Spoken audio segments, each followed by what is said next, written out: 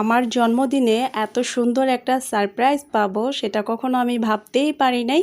কারণ গতকাল আমার ভীষণভাবে যে কোনো একটা কারণে মন খারাপ ছিল।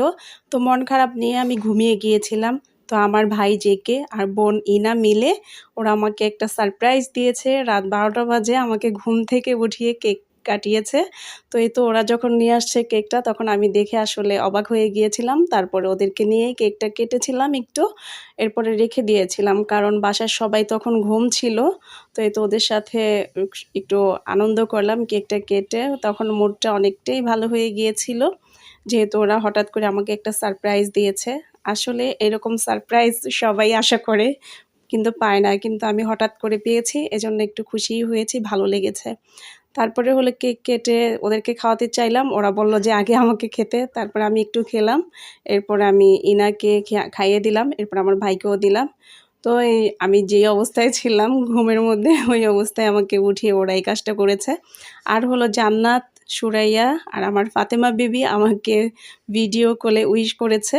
ওরাও জেগেছিল, তো ওরা যেহেতু ঢাকাতে, তো ওরা আমাকে ভিডিও কলে উইশ করেছে, ওদের সাথেও কিছুক্ষণ কথা বলা হলো।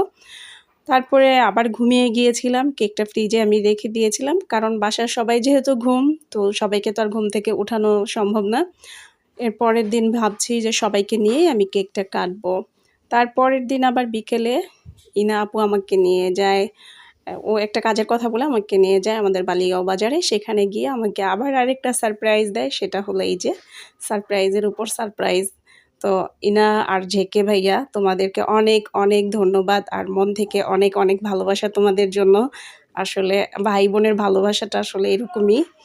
আহ, যদি ভাই বা বোন কারো মন খারাপ থাকে ওদের আসলে ভালো লাগে না, সেটা আমি বুঝতে পেরেছি। আমার মন খারাপ ছিল, যার কারণে ওদের কাছেও ভালো লাগে না এই ব্যাপারটা।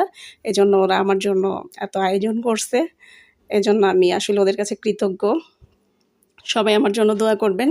আসলে বয়স আমাদের কমে না, দিন দিন বাড়ে। তো এই তো এখানে আমি বিকালে ওইখান থেকে এসে সন্ধ্যার সময় আবার হলো আমার ভাইয়ের ছেলেদের নিয়ে আমি কেক কাটলাম। তো এটাই আসলে আনন্দ, ওদেরকে নিয়ে কেটেছি, ওদের সাথে আনন্দটা ভাগ করেছি। এর চাইতে আর কিছু আসলে আমার কাছে চাওয়ার বা পাওয়ার নাই। এটাই অনেক কিছু আমার জন্য, অনেক কিছু। সবাই কাছে বলবো সবাই আবারও আমার জন্য দোয়া